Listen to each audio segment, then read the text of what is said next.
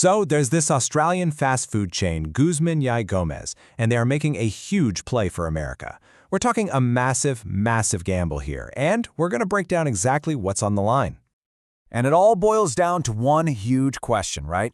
Can an Australian taco shop actually make it big in America? I mean, this is the most brutal, competitive fast food market in the entire world. And when we say a big bet, we're not kidding. They are putting down $180 million. That's just to get their foot in the door in the U.S. Now, you might think, oh, that's just a fraction of their total value. But this move, it completely rewires the company's DNA, financially speaking. It is the definition of a high-risk, high-reward play. All right, so let's dig into the first piece of this puzzle. We're talking about the financial gamble, how they went from being super stable to, well, taking on a whole lot of risk. Okay, look at this. It's a night and day difference.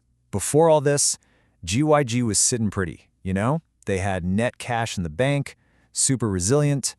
But now, whoa, they've loaded up on debt. We're talking something like 6 times their annual earnings. That is a huge, huge shift. So what they've done is they've basically traded in their financial safety net for a lottery ticket, a shot at enormous growth. But here's the catch. It means they have absolutely zero room for error.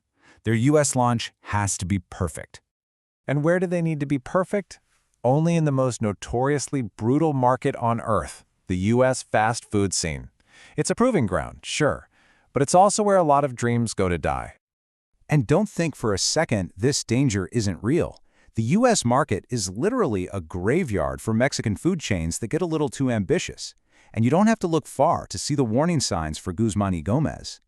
And we're not talking about little mom-and-pop shops here. We're talking about big, established names. You've got Rubio's, Tijuana Flats, even On the Border. All of them have either struggled big time or straight up filed for bankruptcy recently. This market does not forgive mistakes. But you know what's crazy? The money, the brutal competition, that might not even be their biggest problem. The real danger, the most critical one, could be a full-blown identity crisis. Let's call it the Taco Bell Chipotle trap. Yeah, see, the biggest threat isn't just getting crushed by a competitor. It's confusion. It's the American customer looking at GYG and just not getting it, not understanding what they're supposed to be.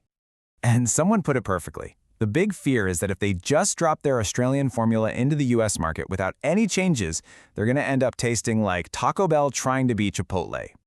And that's just the worst place to be, right? Caught in this weird middle ground. You're not cheap enough to be Taco Bell, but you're not quite premium enough to be Chipotle. You're stuck in this no man's land, and when you try to please everyone, you end up pleasing no one. So that's where we are. That's the billion-dollar question. Or I guess the $180 million question. Is Guzman Gomez going to figure out how to adapt its winning formula for America, or are they just going to become another name on that long list of casualties in the U.S. fast food wars?